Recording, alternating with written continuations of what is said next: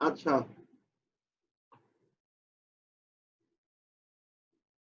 আন্তঃআণবিক hydrogen বন্ধন কোনটা?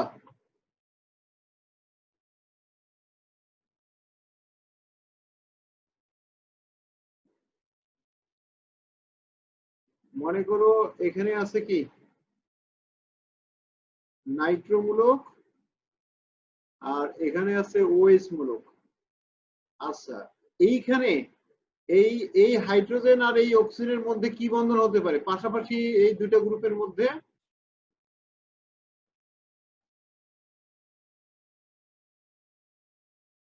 এই যৌগটার নাম কি?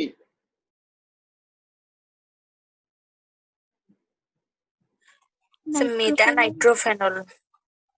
মেটা কেন? না স্যার, শুধু নাইট্রোফেনল হবে। না, কিন্তু কোন অবস্থানে আছে সেটা বলতে হবে তো। স্যার অর্থ অর্থ কাছাকাছি। কাছাকাছি। তাহলে এইখানে এদের মধ্যে কোন কোন ধরনের হাইড্রোজেন বন্ধন, অন্ত না আন্ত? অন্ত, একই ইয়ের মধ্যে। একই অণুর দুটো গ্রুপের মধ্যে যদি হাইড্রোজেন বন্ধন হয় তাহলে অণুর অভ্যন্তরে, অণুর ভিতরে দুইটা গ্রুপের মধ্যে যদি হয় সেটাকে বলা হয় অন্তঃআণবিক হাইড্রোজেন বন্ধন। অন্তঃআণবিক হাইড্রোজেন বন্ধন। ওকে। আর যদি ভিন্ন ভিন্ন দুটো অণুর মধ্যে হয়, একই যৌগের হতে পারে বা ভিন্ন ভিন্ন অণুর মধ্যে হতে পারে, তবে ভিন্ন ভিন্ন অণুর মধ্যে যদি হাইড্রোজেন বন্ধন হয়, ধরো এটা এটা এটা এটার নাম কি?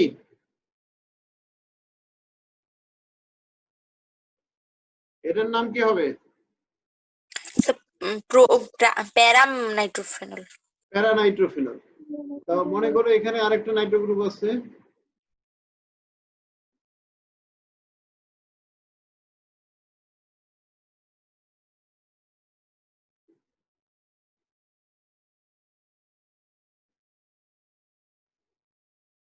এদের মধ্যে যদি হাইড্রোজেন বন্ধ হয় এটা হয় আংশিক ধনাত্মক আর এটা হচ্ছে আংশিক ঋণাত্মক।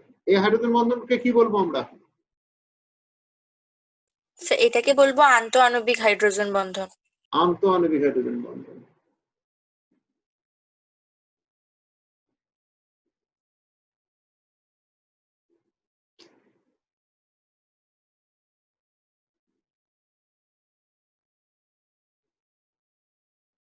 এটা কি বোঝা গেছে?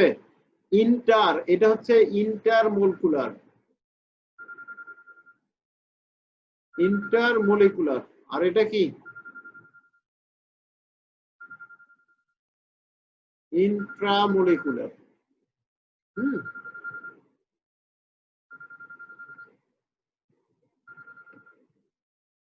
হুম। আচ্ছা, এখন কি বুঝছো কি বিষয়টা? সালফার। হ্যাঁ, খেয়াল করো, এখানে যদি হিলিয়াম হয় তাহলে এটা কি হবে? নিয়ন। নিয়ন। তাহলে এটা কি হবে? ফ্লোরিন। এখানে এটা হবে অক্সিজেন আর ওয়াইটা হবে সালফার। ওকে, রাসায়নিক বন্ধন কি এটা তো সংজ্ঞা দেখলেই পাবা। আচ্ছা, পানিতে ডাইপোলের উপস্থিতির কারণ কি? এটা এগুলো পারবে না, যেহেতু পানির কথা বলা আছে। তাহলে ডাইপোলের উপস্থিতির কারণ কি? অক্সিজেন অধিক তড়িৎ ঋণাত্মক, হাইড্রোজেন অক্সিজেন বন্ধন ইলেকট্রনের শেয়ারকৃত ইলেকট্রন দ্বারা অক্সিজেন বেশি করে নিজের দিকে টেনে নেয়।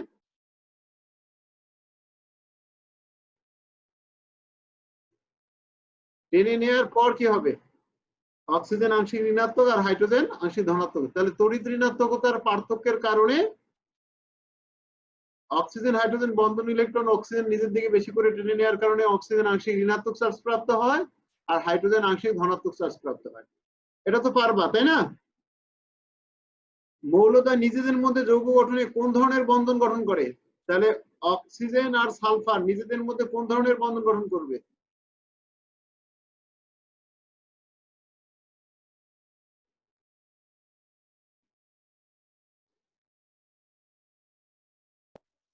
সমযোজী বন্ধন।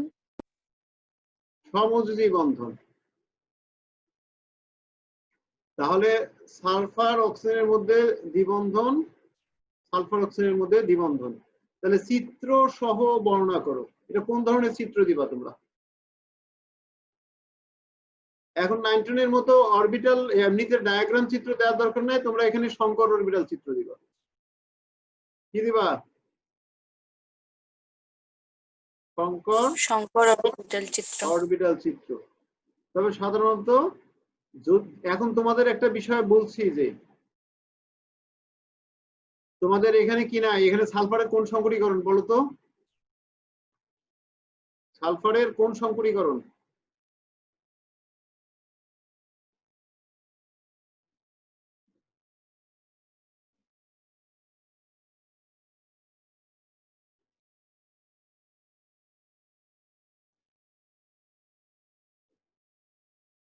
দ্রুত বলো একটু। স্যার এসপি হয়নি?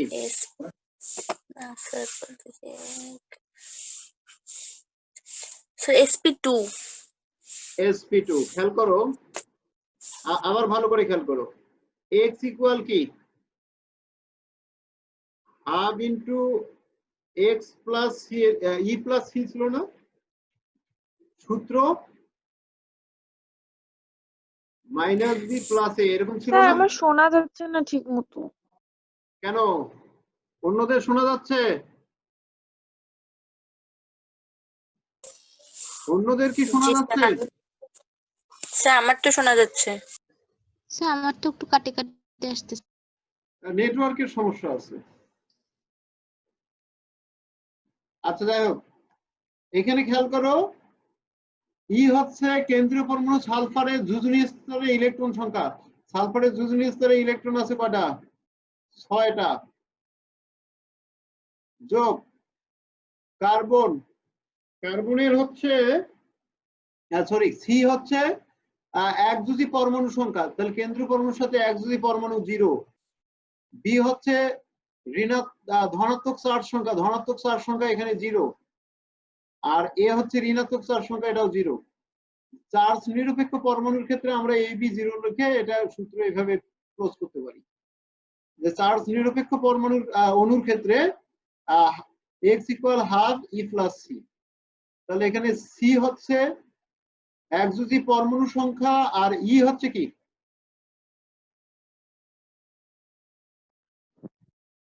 যোজনী স্তরে ইলেকট্রন সংখ্যা। যোজনী স্তরে ইলেকট্রন সংখ্যা। তাহলে এখানে কি হচ্ছে? 3 হচ্ছে। 3 হলে কি হবে? sp2। sp2। sp2। এখন একটা বিষয় দেখো, সালফারের ইলেকট্রন বিন্যাস করো। 1s2 2s2 2p 6 3s2 3px 3py আর 3p কি z। এখানে বিজোড় সালফারের যোজনী যেহেতু 4, তাহলে 4টা বিজোড় ইলেকট্রন থাকবে। এই যে 3px2 থাকে, x2 এর একটা ইলেকট্রন শক্তি শোষণ করে 3 তে যাবে।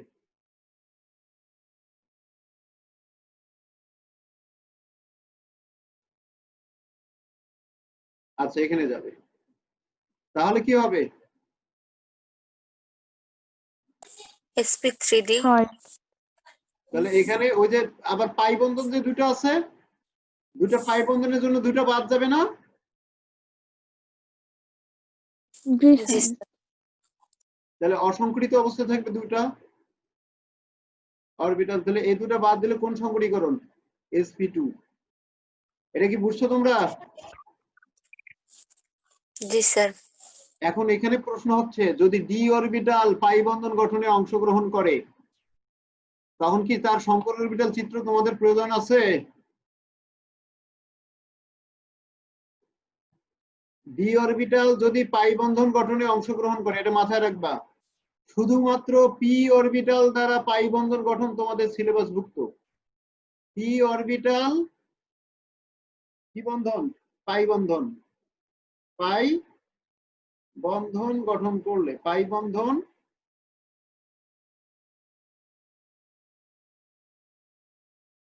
গঠন করলে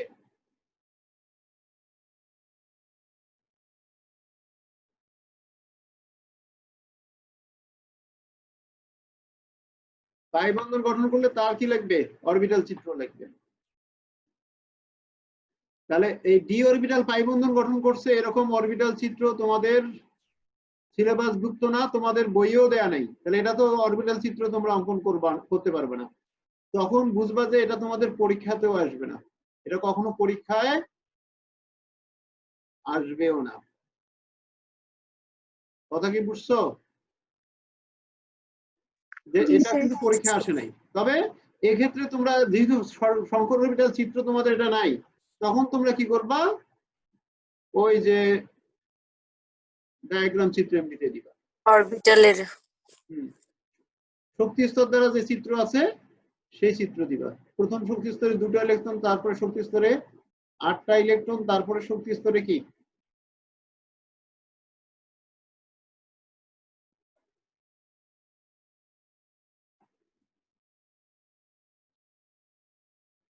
তারপরে অরবিটাল কয়টা? 8টাই তো। 2টা। আচ্ছা, এক্ষেত্রে খেয়াল করো এখানে একটা তো জোড় থাকবে। এই যে সালফারের উত্তেজিত অবস্থায় কি 4টা বিজোড় ইলেকট্রন হয় না? তাহলে এখানকার একটা বাদ। তাহলে এখানে একটা, এখানে মনে করো একটা, এখানে একটা, এখানে একটা। বিজোড় ইলেকট্রন কটা হলো? 4টা। এখন এটার সাথে মনে করো এই পাশে একটা অক্সিজেন কি বন্ধন গঠন করবে, এখানে জোড় গঠন করবে অক্সিজেনের, আর এখানে আরেকটা অক্সিজেন বন্ধন গঠন করবে, এখানে জোড় গঠন করবে। এটা কি বুঝছো? এভাবে চিত্র হবে। তাহলে এই চিত্রগুলো তোমাদের এভাবে দিতে হবে। অক্সিজেনের যোজনীয় স্তরে কি 2 জোড়া বিজোড় ইলেকট্রন, অক্সিজেনের যোজনীয় স্তরে 2 জোড়া বিজোড় ইলেকট্রন, আর এখানে সালফারের যোজনীয় স্তরে কি থাকবে? 1 জোড়া লোন পেয়ার ইলেকট্রন। আর এখানে অক্সিজেনের যোজনীয় স্তরে লোন পেয়ার ইলেকট্রন থাকবে কত জোড়া? 2 জোড়া। এটা কি গঠনটা বুঝছো তোমরা? জি স্যার। স্যার ডট ক্রস দিয়ে করলে সমস্যা আছে? না, ডট ক্রস দিয়েই করবে। আমি জাস্ট হচ্ছে এটা জাস্ট দেখাই দিলাম। তোমরা তো অবশ্যই ডট ক্রস দিয়ে করবা দুই চিত্র। এটা কি বোঝা গেছে তোমাদের? জি স্যার। তাহলে এখানে তোমাদের আগে দিতে হবে। ডট ক্রস দিয়েই করতে হবে? তাহলে আমি মানে সমযোজীর মতো করে করলেও হবে না? মানে এরকম। সমযোজীর ডট ক্রস দিয়েই তো সমযোজী বন্ধনটাই দেখাবা। এক্ষেত্রে তোমাদের অণুর আকৃতির কিন্তু হচ্ছে কি সরল রৈখিক না, এটা কি কৌণিক আকৃতি। বের করছি। তাহলে মনে করো এখানে একটা অক্সিজেন পরমাণু, এখানে একটা অক্সিজেন পরমাণু, এটা কৌণিক হবে কিন্তু। তাহলে এটা সালফার নিউক্লিয়াস মনে করো, এটা অক্সিজেন নিউক্লিয়াস, এটা একটা অক্সিজেন নিউক্লিয়াস। দাঁড়াও দেখছি। ওকে, আচ্ছা এখানে সালফারের জাস্ট যোজনী স্তরটা আমি দেখাচ্ছি একটু অন্য কালার, এই কালারটা নিয়ে। তাহলে এক জোড়া থাকলো, আর এখানে কি হবে? এটার যদি আমরা যদি এটা ডট দেই, তাহলে অক্সিজেনটা কি দেবো? ক্রস। এখানে অক্সিজেন যদি একটা ডট দেই, তাহলে সালফারেরটা দেবো কি? ক্রস। এখানে অক্সিজেনের যদি ডট দেই, সালফারেরটা ক্রস। অক্সিজেনের যদি ডট দেই, সালফারেরটা ক্রস। এটা কি বুঝছো তোমরা? এভাবে হবে। আর এখানে অক্সিজেনটা ডট দেখাচ্ছি, তাহলে অক্সিজেনের 2 জোড়া থাকবে।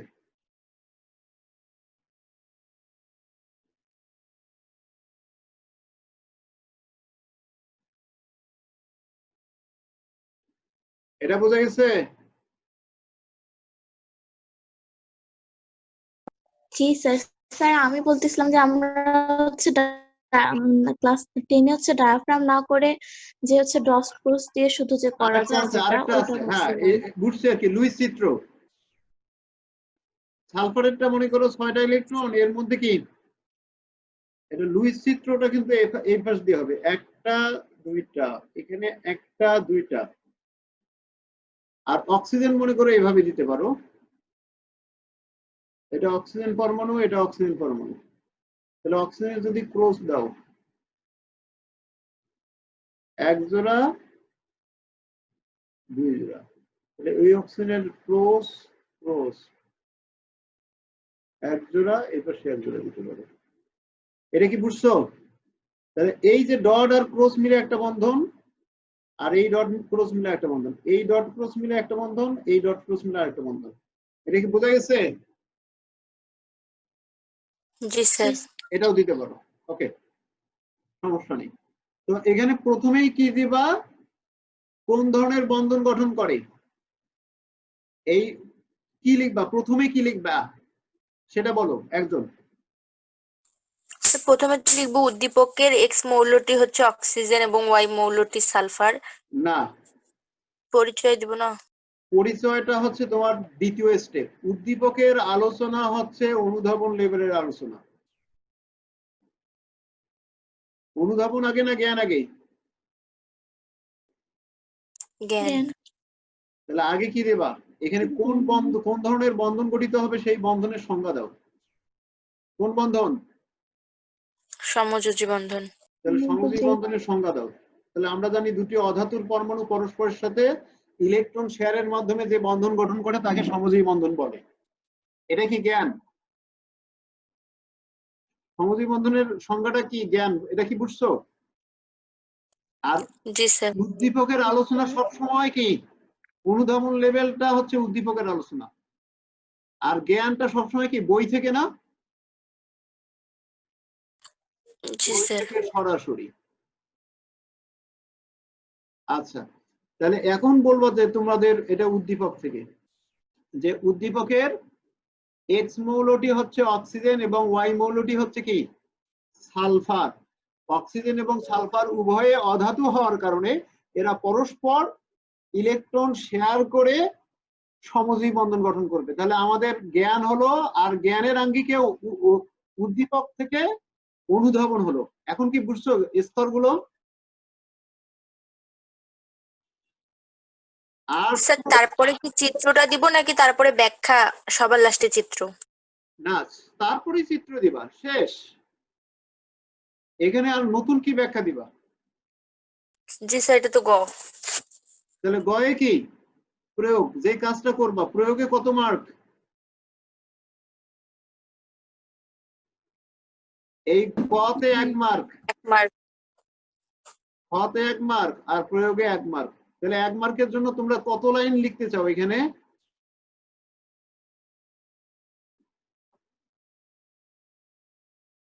কতগুলো লিখতে চাও তোমরা এখানে? সর্বোচ্চ প্যারা করে 3 দেবে। লাইন।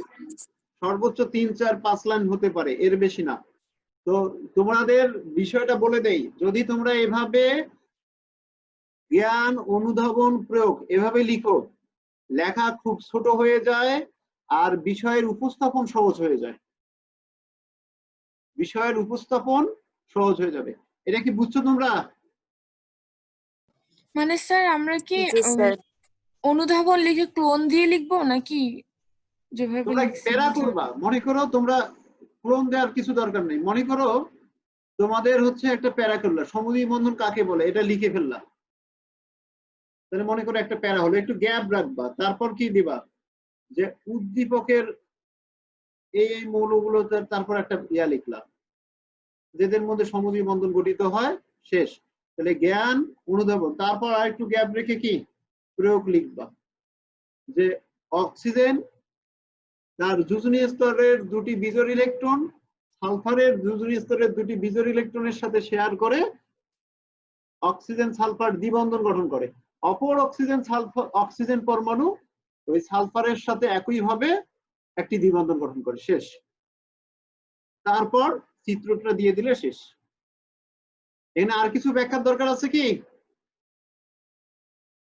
না স্যার। আর কোনো দরকার নেই, কারণ আমাদের চিত্র চাইছে, চিত্র সহ ব্যাখ্যা করো। ব্যাখ্যা তো শেষ, কোন বন্ধন গঠন হয়েছে এটার কি ব্যাখ্যাও শেষ হয়ে গেছে না? আচ্ছা, উদ্দীপকের মৌলদ্বয়ের হাইড্রাইডের ভৌত ধর্মের পার্থক্য বিশ্লেষণ করো। এখন কি করবা বলো, এই প্রশ্নে জ্ঞান কি দিবা?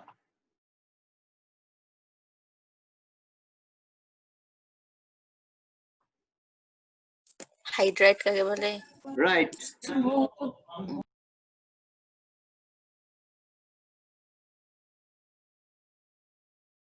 হাইড্রাইট কি এটা দিতে পারবো না? হাইড্রাইট কাকে বলবো আমরা? হাইড্রোজেনের দ্বিমৌল যৌগকে হাইড্রাইট বলে, শেষ। হাইড্রোজেনের দ্বিমৌল যৌগকে হাইড্রাইট বলে। তাহলে সংজ্ঞা লিখলা। অনুধাবন কি?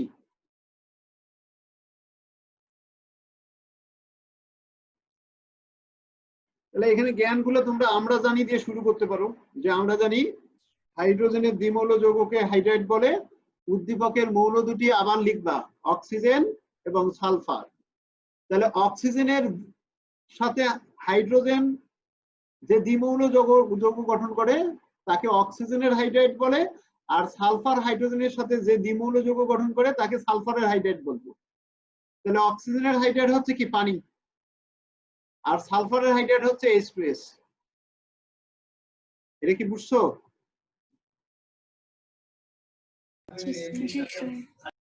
তাহলে আমরা উদ্দীপক থেকে হাইড্রাইড দুটো কি সেটা পেয়ে গেলাম। উদ্দীপকের সাথে এই যে প্রশ্নের সমন্বয় করা, এটা হচ্ছে অনুধাবন। এরপর এদের ভৌত ধর্মের পার্থক্য। তাহলে এদের ভৌত ধর্মের কি কি পার্থক্য আছে?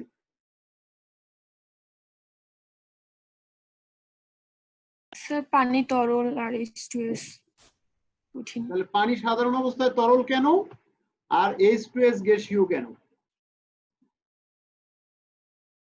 আরো একটা ভৌত ধর্ম কিন্তু হচ্ছে ওই পোলারিটি। পোলারিটিটাও হচ্ছে ভৌত ধর্মের বিষয়। এখানে এটা পোলার কেন আর এটা অপোলার কেন, এই ব্যাখ্যা আর এই ব্যাখ্যা বিশ্লেষণ একই, মানে রিলেটেড বিষয়, প্রাসঙ্গিক বিষয়। আমরা যদি এই দুটো আলোচনা করে দেই তাহলে প্রশ্নের উত্তর আমাদের শেষ। এখানে এটা তরল কেন, তাহলে এর ভৌত ধর্ম হচ্ছে তরল। এখানে হাইড্রোজেন বন্ধন গঠন সম্ভব। এখানে কি বন্ধন সম্ভব? হাইড্রোজেন বন্ধন আছে। এটা পোলার কেন তার ব্যাখ্যা দিবা, এখানে হাইড্রোজেন বন্ধন সম্ভব কেন সেটা দিবা, আর এটা অপোলার কেন সেটার ব্যাখ্যা দিবা। আর অপোলার হওয়ার কারণে এখানে কি হাইড্রোজেন বন্ধন সম্ভব না, এখানে কি থাকবে? দুর্বল ভ্যান ডার ওয়ালস আকর্ষণ বল।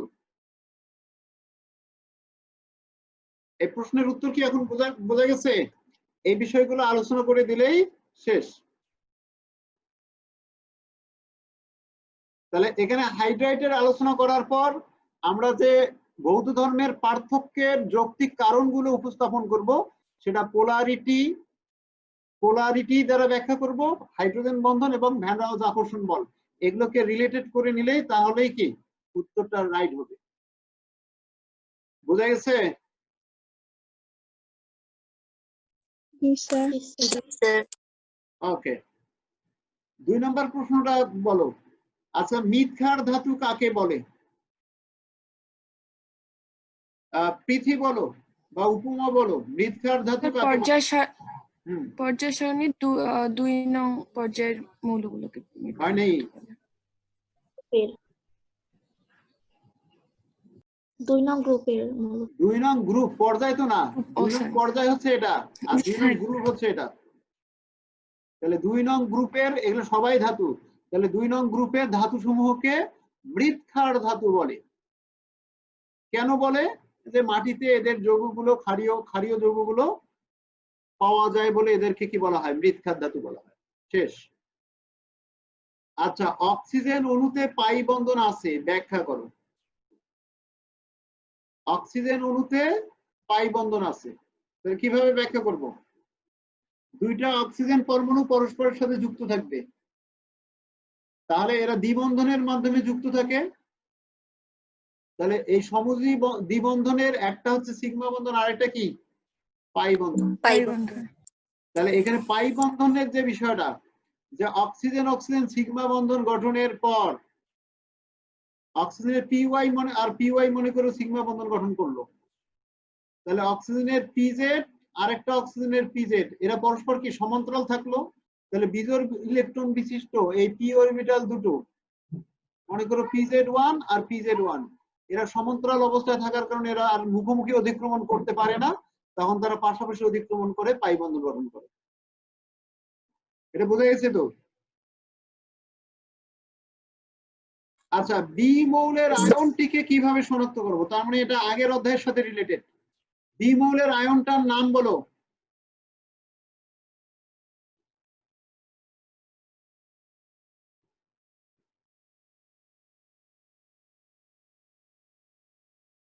স্যার কপার না বি মৌলটা? হ্যাঁ, কপার। বি মৌল যদি কপার হয় তাহলে এর আয়নটিকে কিভাবে শনাক্ত করব? সাধারণত এখানে Cu2+।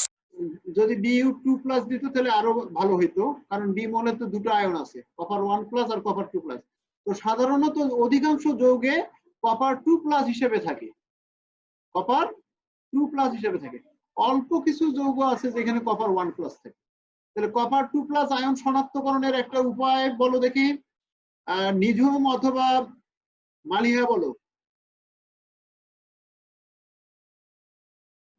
Sir sodium hydroxide ammonium হাইড্রোক্সাইডের সাথে মেশালে হচ্ছে নীল, প্রথমে হালকা নীল, তারপরে হচ্ছে আরো বেশি হলে গাঢ় নীল কালার ধারণ হবে। অ্যামোনিয়াম হাইড্রোক্সাইডের সাথে প্রথমে হালকা নীল বা আসমানি কালারের অধক্ষেপ করে, আর পরে বেশি করে অ্যামোনিয়াম হাইড্রোক্সাইড যোগ করলে গাঢ় নীল দ্রবণ তৈরি হয়। ওকে, তাহলে এখানে জ্ঞান কি দিবা?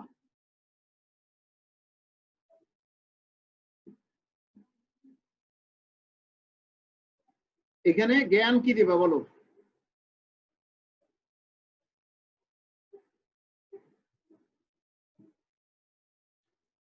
কিভাবে শনাক্ত করবে? শনাক্তকরণের পদ্ধতিটার নাম, পদ্ধতির নাম। আচ্ছা শোনো, জ্ঞান জ্ঞানটা ওই যে তোমার হচ্ছে কি, মনে রাখবে জ্ঞানটা সব সময় কি উদ্দীপকের সাথে রিলেটেড করে একটা জ্ঞান দিতে হবে। স্যার তাহলে কি এখানে আয়ন কাকে বলে সেই জ্ঞান সেটা দিব? মানে জ্ঞান কি সবসময় কাকে বলে বা বই থেকে হুবহু আসবে এরকম একটা কিছু দিব? এরকম একটা কিছু তোমাদের এখানে জ্ঞান হতে পারে। উদ্দীপকের মৌলটাকে তোমরা কিভাবে চিহ্নিত করতেছো বলো তো? এর ইলেকট্রন বিন্যাস দেখে চিনতেছো না? জি স্যার। জি স্যার।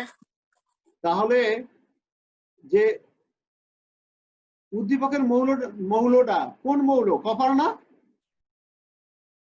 জি স্যার। তাহলে এখানে কতটা ইলেকট্রন আছে? 18 আর 10 কত? 29। 28 আর 29। তো আমরা জানি কপারের পারমাণবিক সংখ্যা, এখানে দেখতেছো কি 29টা ইলেকট্রন আছে। তাহলে আমরা জানি কপারের পারমাণবিক সংখ্যা 29 এবং এর যোজনী স্তরে কি আছে, এর সর্বশেষ শক্তি স্তরে কি আছে? 3d10 4s1 ইলেকট্রন বিন্যাস বিদ্যমান। কাজেই উদ্দীপকের বি মৌলটা হচ্ছে কি কপার। তাহলে একবারে কি জ্ঞান হলো কি দ্বারা, যে আমরা জানি কপারের ইলেকট্রন পারমাণবিক সংখ্যা হচ্ছে 29। তাহলে যেহেতু উদ্দীপকের, এবার কি এটাই জ্ঞান, এটাই জ্ঞান না এখানকার? এই জ্ঞানের আলোকেই তোমরা এই বি মৌলটাকে শনাক্ত করছো। তাহলে যেহেতু উদ্দীপকের বি মৌলের 29টি ইলেকট্রন আছে, বি মৌলের পরমাণুতে 29টি ইলেকট্রন আছে, কাজে বি মৌলটি হচ্ছে কি কপার। আচ্ছা, তাহলে এখানে আর্গনের 18টি ইলেকট্রন সাথে 3d10 এবং 4s1 মিলে মোট 29টি ইলেকট্রন আছে, কাজে উদ্দীপকের বি মৌলটি হচ্ছে কপার। তাহলে জ্ঞান অনুধাবন শেষ। এখানে তুমি এই কাজটা করো নাই কিন্তু এখনো। আয়ন শনাক্তকরণ কি করছো তোমরা? না স্যার। আয়ন শনাক্ত না করেই তোমরা মাথায় রাখবে, প্রয়োগ না করেই কত মার্ক পাচ্ছ? জ্ঞানের জন্য 1, অনুধাবনের জন্য 1, তোমাদের কিন্তু 2 মার্ক হয়ে গেছে। এখানে প্রয়োগটাতে আয়ন শনাক্তকরণ বিক্রিয়ার সমীকরণ সহ লেখা মাত্র 1 মার্ক। কত মার্ক? বিক্রিয়া সহ দিব স্যার। এখানে তো বলছে তার সমীকরণ সহ ব্যাখ্যা করো, তাহলে অবশ্যই বিক্রিয়া লিখতে হবে। তাহলে আমরা জানি কপার 1+ আয়নের দ্রবণে অ্যামোনিয়াম হাইড্রোক্সাইড দ্রবণ যোগ করলে হালকা নীল অধক্ষেপ করবে, আর পরে ওই দ্রবণে অতিরিক্ত অ্যামোনিয়াম হাইড্রোক্সাইড দ্রবণ যোগ করলে গাঢ় নীল অধক্ষেপ করবে। তাহলে এভাবে এই বর্ণের পরিবর্তন দেখে অ্যামোনিয়াম হাইড্রোক্সাইড দ্রবণের সাহায্যে কপার 1+ আয়ন শনাক্ত করা যায়। এটা ভাষাটা বুঝছো তো? অথবা তোমরা পটাশিয়াম ফেরোসায়ানাইড দিয়ে শনাক্তকরণ লিখতে পারো। যা আমরা জানি মূল দ্রবণের সাথে, লবণের মূল দ্রবণের সাথে পটাশিয়াম ফেরোসায়ানাইড যোগ করার পর যদি কোন বর্ণের অধক্ষেপ, বাদামি অধক্ষেপ পড়ে, তাহলে ওই লবণের মূল দ্রবণে কপার 2+ আয়ন উপস্থিত। তাহলে বি মৌলের আয়নের দ্রবণে পটাশিয়াম ফেরোসায়ানাইড যোগ করার মাধ্যমে যদি বাদামি অধক্ষেপ পড়ে, তাহলে বুঝতে হবে ওই দ্রবণে কপার 2+ আয়ন উপস্থিত। আচ্ছা, তাহলে তারপর বিক্রিয়া দিতে পারো। তাহলে যে কোনো একটা দিবা, একাধিক প্রক্রিয়া লেখার দরকার নাই, কারণ আমাদের মার্ক কত? 1 মার্ক। তাহলে তোমরা এই জায়গায় দেখা যায় যে পুরা কপার আয়ন শনাক্তকরণ পুরাটাই ব্যাখ্যা করছো, কিন্তু ওইটা যে কপার আয়ন শনাক্ত করলা জ্ঞান নাই তার, হয়তো অনুধাবন দিয়ে ডাইরেক্ট বলতেছো এটা কপার আয়ন, তাহলে হয়তো বা ওখানে 1 মার্ক দিল, কিন্তু কোনো জ্ঞান না থাকার কারণে তোমাদেরকে কি এখানে দিবে 0, তারপর এখানে দিল 1, এখানে আয়ন শনাক্তকরণে দিল 1। যদি এরকম করে মার্ক দেয়, তোমাদের রুহুল আমিন স্যার আছে না? রুহুল আমিন স্যার, জি স্যার। আকুন্দি স্যার, নজরুল স্যার, যদি এভাবে লিখো ফুল মার্ক পাবা। যে কোনো বোর্ডের প্রশ্নেও তোমরা কি একবারে পূর্ণ মার্কস পাবা, নম্বর পাবা, যে স্টেপ শিখাই দিলাম। আর যদি স্টেপ ওয়াইজ না লিখো, তাহলে স্টেপ ওয়াইজ এর মার্ক কাটলে তোমাদের করণীয় কিছু নাই। ওকে, তাহলে আয়ন শনাক্তকরণের এই বিষয়টা কি বুঝছো? তাহলে কপার 2+ আয়ন প্লাস কি, প্রথমে অ্যামোনিয়াম হাইড্রোক্সাইড দিলাম, তাহলে কপার হাইড্রোক্সাইড প্লাস কি,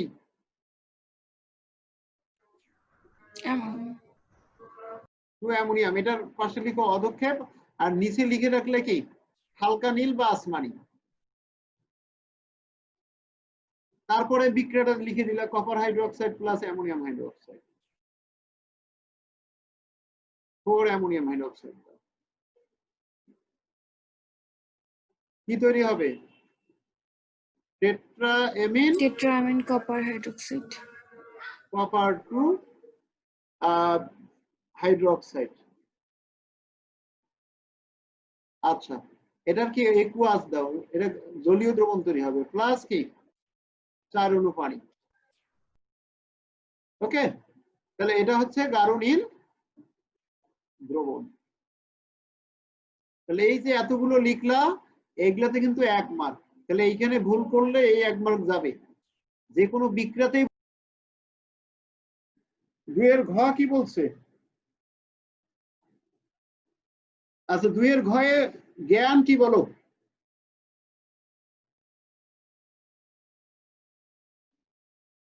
অবস্থান্তর মৌল কাকে বলে? রাইট, তাহলে অবস্থান্তর মৌলের সংজ্ঞা দিবা।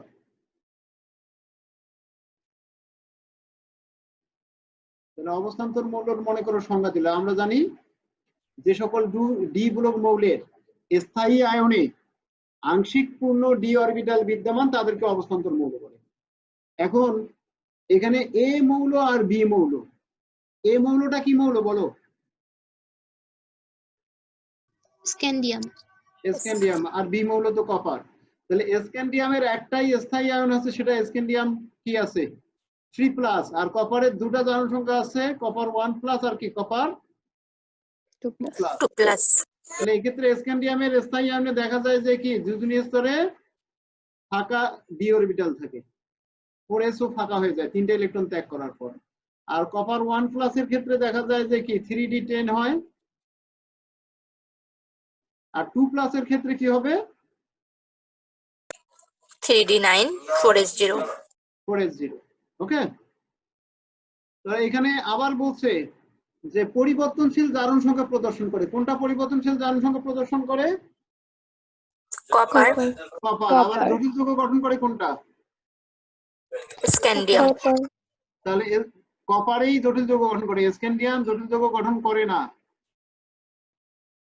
স্ক্যান্ডিয়াম জটিল যৌগ গঠন করে না, শুধু গঠন করে কে? কপার। তাহলে যে সকল জটিল অবস্থান্তর মৌলের বৈশিষ্ট্য হচ্ছে এরা পরিবর্তনশীল জারণ সংখ্যা প্রদর্শন করে, জটিল যৌগ গঠন করে। তাহলে স্ক্যান্ডিয়াম কোনো জটিল যৌগ গঠন করে না আর পরিবর্তনশীল জারণ সংখ্যা প্রদর্শন করে না। কাজেই স্ক্যান্ডিয়াম অবস্থান্তর মৌল নয় আর কপারটা হচ্ছে কি অবস্থান্তর মৌল। এভাবে লিখতে পারবো না? স্যার মূল কথা তো তাহলে শুধু এতটুকুই হইলো, এই এতটুকুই দুইটা বৈশিষ্ট্যের উপর ভিত্তি করেই। ভিত্তি করে। তাহলে এখানে এর উদাহরণ কিছু দিবা যে কপার জটিল যৌগ গঠন করে, এই জটিল যৌগ গঠন করে। আর কপারের তো পরিবর্তনশীল জারণ সংখ্যা প্রদর্শনের বিষয়টা আছেই।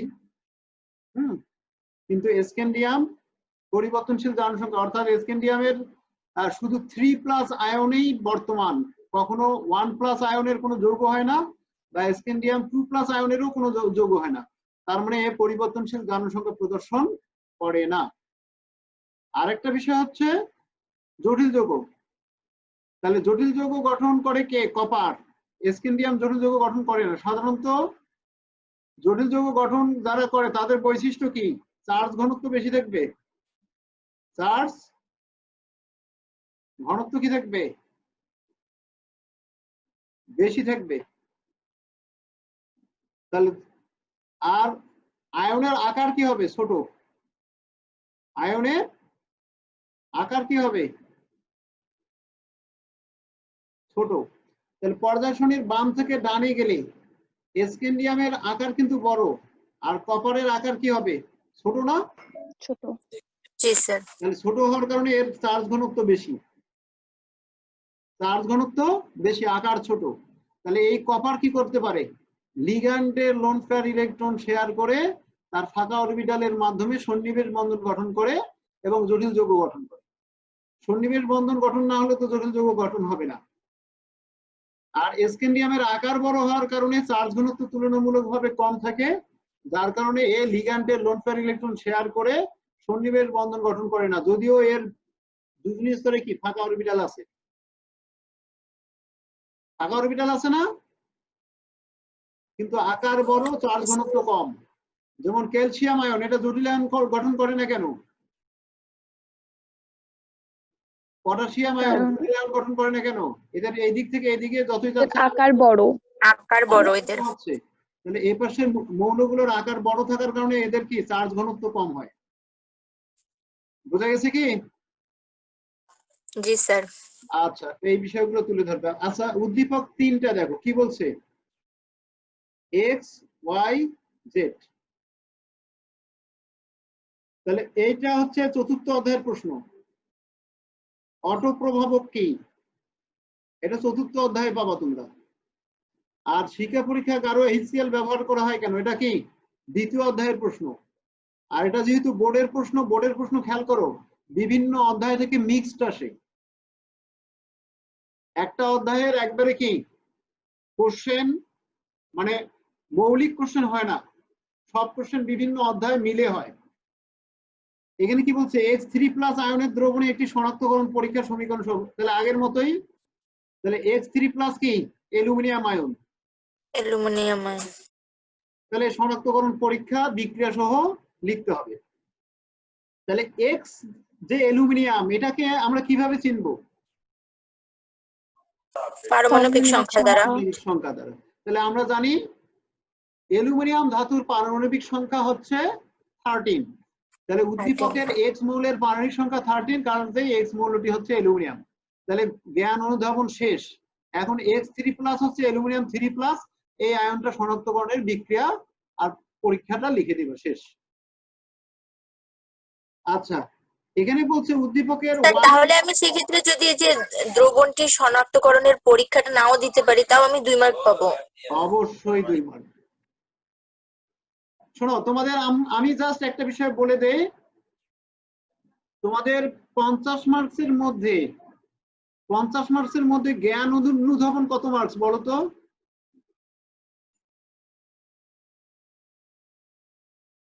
আচ্ছা, 50 মার্ক না গেলাম, এখানে যে কথা বোঝা যাচ্ছে না।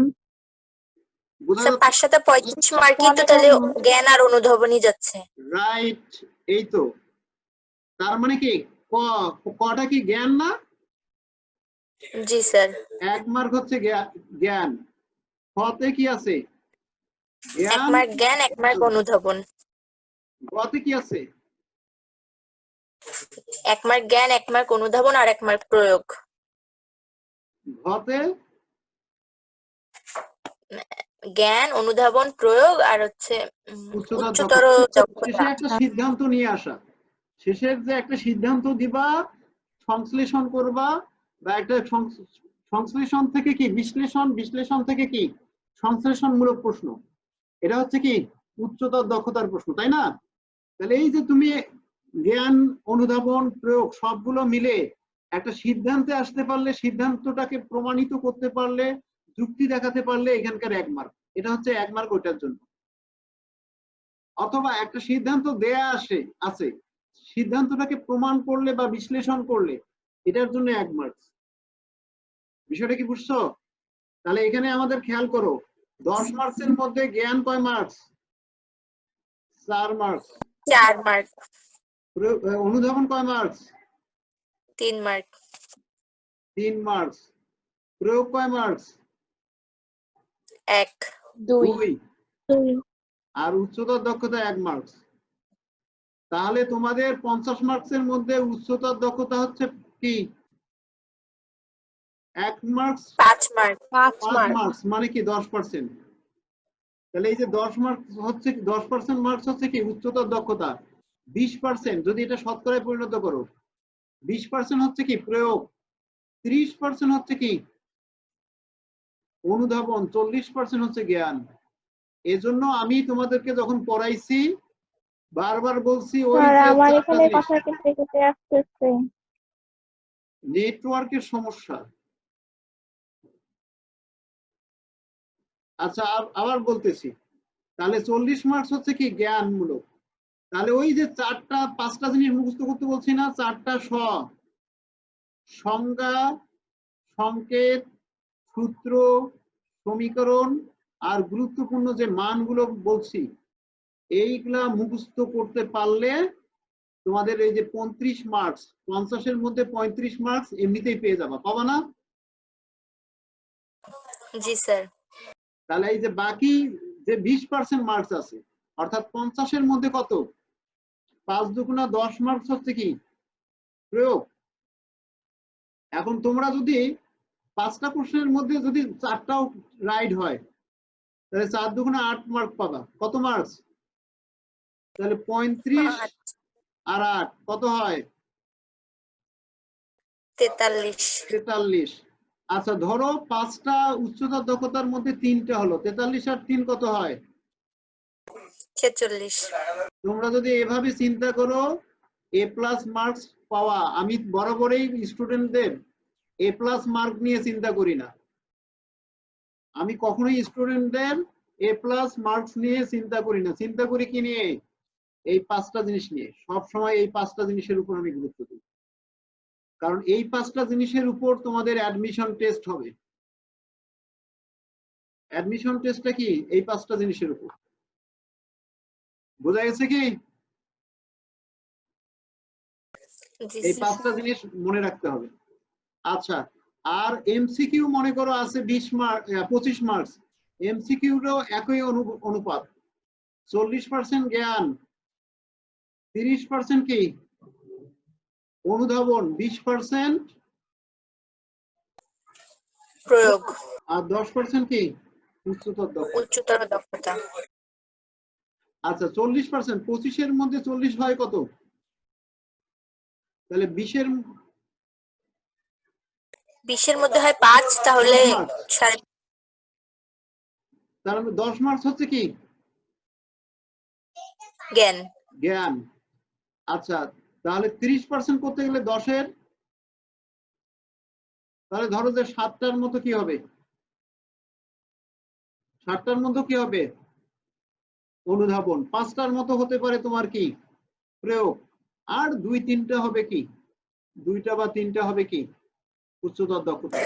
উচ্চতর দক্ষতা। এই জ্ঞানমূলক প্রশ্নগুলো সরাসরি প্রশ্ন হয়। যেমন নিচের কোনটি সালফুরিক অ্যাসিডের সংকেত? তাহলে ওটা তোমার মুখস্থ না থাকলে পাবা কি মুখস্থ বিষয়, এখানে অনুধাবনের কিছুই নাই, তাই না? আচ্ছা, জি স্যার। আর যদি প্রশ্ন করা হয় সালফিউরিক অ্যাসিডে অ্যাসিডে সালফারের কোন সংকরীকরণ হয়? এটা কোন লেভেলের প্রশ্ন? অনুধাবন। এটা অনুধাবন না, এটা প্রয়োগ লেভেল। কারণ তোমাকে সালফারের সংকরীকরণ বের করতে গেলে কি, যদি বলে কেন্দ্রীয় পরমাণুর সালফুরিক অ্যাসিডের কেন্দ্রীয় পরমাণুর কি কোন সংকরীকরণ ঘটে, তাহলে এখানে জ্ঞান থাকতে হবে কেন্দ্রীয় পরমাণু কোনটা সালফুরিক অ্যাসিডের, তাহলে কেন্দ্রীয় পরমাণু সালফার। অনুধাবন করবা কি, এই সালফারের ইলেকট্রন বিন্যাস জানতে হবে, এই যৌগের গাঠনিক সংকেত জানতে হবে, অথবা সূত্র প্রয়োগ করতে হবে, প্রয়োগ করে তারপর সালফারের সংকরীকরণ বের করবা। এটা সরাসরি কি সাধারণত মুখস্থ থাকবে না, এরকম অনু দেয়া হয়। বুঝছো কি? তাহলে এটা হচ্ছে প্রয়োগ লেভেল। আবার দেয়া আছে যে সালফুরিক অ্যাসিডে এরকম প্রশ্ন হতে পারে, বহুপদী অভিন্ন তত্ত্বভিত্তিক বা বহুপদী সমাপ্তি সূচক প্রশ্ন হয় না? জি স্যার। জি স্যার। এই ধরনের কোশ্চেন গুলো সাধারণত তোমাদের উচ্চতর দক্ষতার প্রশ্ন হিসেবে আসে। যে এখানে সালফারের কেন্দ্রীয় পরমাণু জারণ সংখ্যা +6, কেন্দ্রীয় পরমাণু সংকরীকরণ হচ্ছে কি sp2, কেন্দ্রীয় পরমাণু সংকরীকরণ হচ্ছে sp3। তাহলে তোমাকে এগুলো জানতে হবে। তাহলে আগে যদি কেন্দ্রীয় পরমাণু সালফারের সংকরীকরণ না দেয়, তাহলে এখানে তোমাদেরকে সালফারের সংকরীকরণও বের করা লাগতেছে, তারপর সালফারের জারণ সংখ্যা বের করা লাগতেছে, আরো কিছু বিষয় দিয়ে বা বন্ধন সংখ্যা কি কি বন্ধন উপস্থিত, বন্ধনগুলো প্রয়োগ বের করে তারপর কি উত্তর করা লাগতেছে। এইটা সাধারণত তোমাদের উচ্চতর দক্ষতার প্রশ্ন হয়। এটা কি বোঝা গেছে তোমাদের? জি স্যার। ওকে, তো অনুধাবন গুলো কি হয়, এই যে মনে করো উদ্দীপকে এক্স মৌলটি কি, অভিন্ন তত্ত্বভিত্তিক যে প্রশ্ন থাকে, তাহলে এক্স মৌলটা বুঝতে পারাটা কি তোমার এটা অনুধাবন হয়। এখানে এক্স মৌলটা কি অনুধাবন। অথবা বলতে পারে যে মনে করো কপার সালফেট, যে কপার সালফেটে ক্ষারকীয় মূলক কি, তাহলে তোমার এখানে ক্ষারকীয় মূলক কোনটা,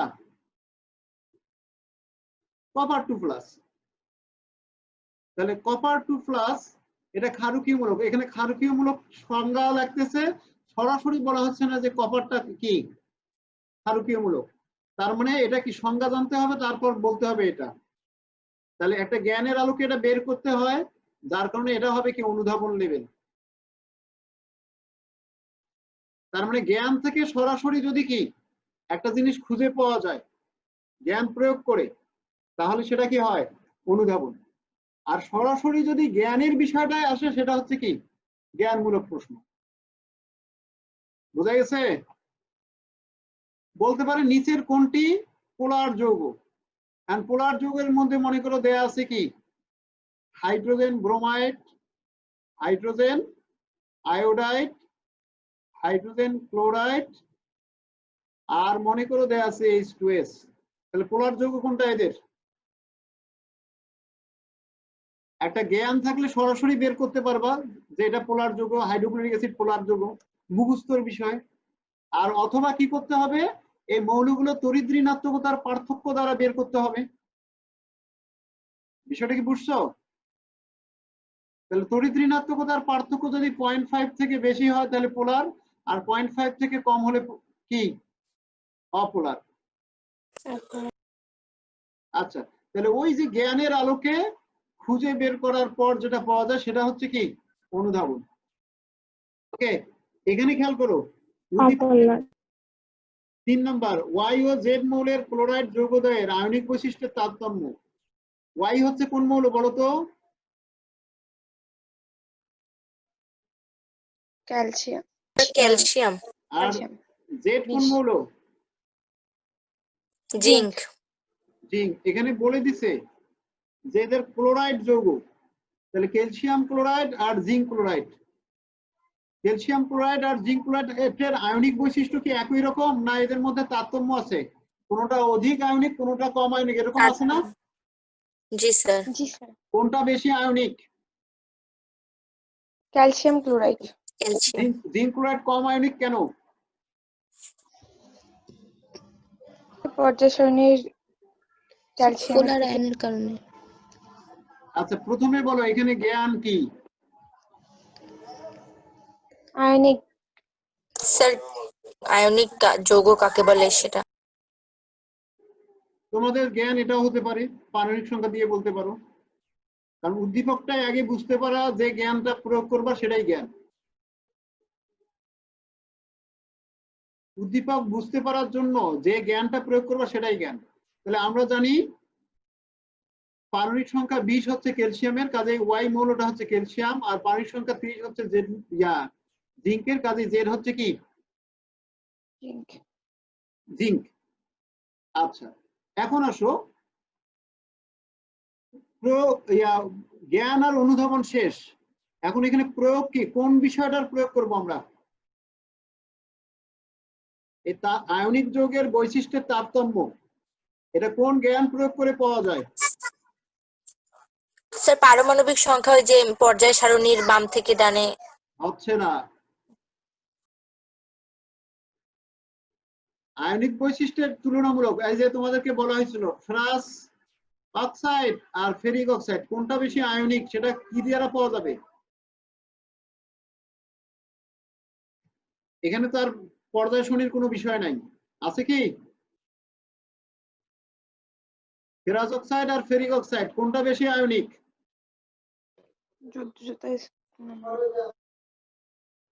যোজনী। না।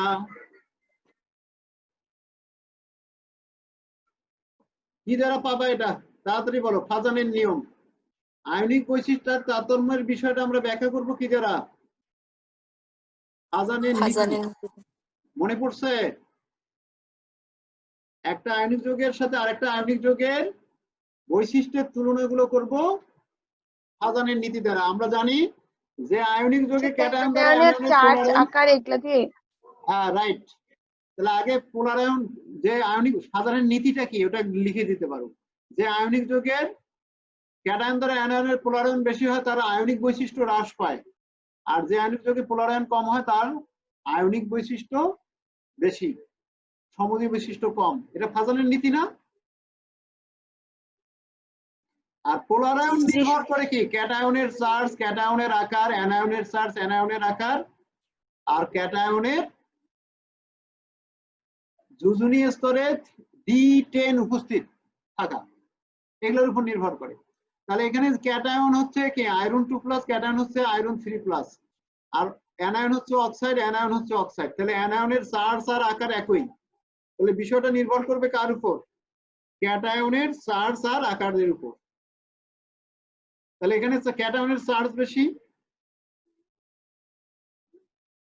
তাহলে কোন ক্যাটায়ন দ্বারা পোলারায়ন বেশি হবে বলো? ফেরাস না ফেরিক? Ferric oxide. তাহলে এটা দ্বারা পোলারায়ন বেশি হবে, তার মানে এই যৌগের কি আয়নিক বৈশিষ্ট্য কম, আর এখানে পোলারায়ন কম হবে মানে কি আয়নিক বৈশিষ্ট্য বেশি, তার মানে এটাই কি অধিক আয়নিক। তাহলে ক্যালসিয়াম ক্লোরাইড আর জিঙ্ক ক্লোরাইড এর মধ্যে কোনটা বেশি ionic? Calcium chloride. Calcium chloride. Zinc chloride. না। ক্যাটায়নের আকার বড় হয় নাই। পর্যায় সারণীর বাম থেকে ডানে গেলে কি ক্যাটায়নের আকার বাড়ে না কমে? কমে যায়। তাহলে কার আকার বড় আর কার আকার ছোট? জিঙ্কের আকার ছোট। তাহলে এটার আকার ছোট। আচ্ছা, চার্জ তো এখানে একই না? চার্জ একই হলো, জিঙ্কের আকার কি ছোট। আরেকটা বিষয় আছে, পোলারায়ন নির্ভর করে যদি কোনো ক্যাটায়নের যোজনী স্তরে কি D10 উপস্থিত থাকে, তাহলে জিঙ্ক 2+ আয়নের যোজনী স্তরে 3D10 উপস্থিত না? জি স্যার। তাহলে এই জিঙ্ক 2+ দ্বারা এই ক্যাটায়ন দ্বারা অ্যানায়নের পোলারায়ন বেশি হবে, যদিও এখানে কি ক্যালসিয়ামের যোজনী স্তরে কি নাই? D10 উপস্থিত নাই, এটা একটা বিষয় না? এটা কি পোলার আয়ন হচ্ছে জিঙ্ক ক্লোরাইডে পোলার আয়ন বেশি হবে, তাহলে ক্যালসিয়াম ক্লোরাইডে তো আয়নিক ধর্ম বেশি না? হ্যাঁ এটা ঠিক আছে, তো এটাতে আয়নিক ধর্ম বেশি, তার মানে এটা আয়নিক ধর্ম বেশি, আর এটাতে আয়নিক ধর্ম কম, সমযোজী ধর্ম বেশি। কেন? ওই ফাজানের নীতি ধরে এখন বুঝছো কি? আবার ভালো করে ফাজানের নীতি তোমাদেরকে পড়তে হবে। আচ্ছা, এখন তোমাদের যেটা কাজ, আমি তো 3টা প্রশ্ন আলোচনা করলাম না? তোমাদের কাজ হচ্ছে নেক্সট দিন এই যে দেখাই দেই, এই যে 4 এবং 5 এই দুটা কোশ্চেন নিজেরা লিখবা। এই দুটা কোশ্চেনের উত্তর নিজেরাই লিখবা। এই দুটা কোশ্চেন একবারে বিশুদ্ধ হবে শুধু এই অধ্যায়ের, অন্য কোনো অধ্যায়ের বিষয় এখানে নাই। তাহলে এই কোশ্চেন দুটো তোমাদের হোমওয়ার্ক থাকলো, তোমরা উত্তর, আমি যে স্টেপ গুলো বললাম স্টেপ গুলো যেন ঠিক থাকে। ওকে? আচ্ছা, আর প্রত্যেকটা পেজে তোমাদের নাম এবং পেজ নাম্বার উল্লেখ করবা। প্রত্যেকটা পেজের উপরে কি উল্লেখ করবা? নাম এবং পেজ নাম্বার। আর পেজ নাম্বার, এই দুটো উল্লেখ থাকবে। তো আজকে এই পর্যন্তই। নেক্সট দিন তোমরা যত পারো এই দুটো কাজ ছাড়াও এই সৃজনশীল কোশ্চেন গুলোর উত্তর কি করবা, সলভ করবা। এই অধ্যায়ে যতগুলো আছে অনেকগুলো কোশ্চেন দেয়া আছে, সবগুলো কোশ্চেনই তো কি দেখবা যে কিছুদিন পর কোশ্চেনের রিপিট হয়ে গেছে, একই কোশ্চেন বারবার আসছে। ঠিক আছে? তাহলে যেগুলো বারবার আসছে বা এই অধ্যায়ের কোশ্চেন না, ক খ গুলোতে এই অধ্যায়ের কোশ্চেন নাও থাকতে পারে, তাহলে এই অধ্যায়ের যেটা কোশ্চেন না সেগুলো বাদ দিবা, অন্য অধ্যায়ের কোশ্চেন হলে বাদ দিবা। আর এই অধ্যায়ের যেগুলো কোশ্চেন সেগুলোকে সলভ করবা। যদি কোনো সমস্যা থাকে সেগুলো আমি দেখবো। নেক্সট দিন এই অধ্যায়ের কোশ্চেন আলোচনা করব। আর তোমাদের হোমওয়ার্ক হচ্ছে 4-5 কোশ্চেন দুটো নিজেরাই উত্তর করে লিখে দিবা। ওকে? আজকে এই পর্যন্ত। আল্লাহ হাফেজ। আসসালামু আলাইকুম স্যার। ওয়ালাইকুম আসসালাম।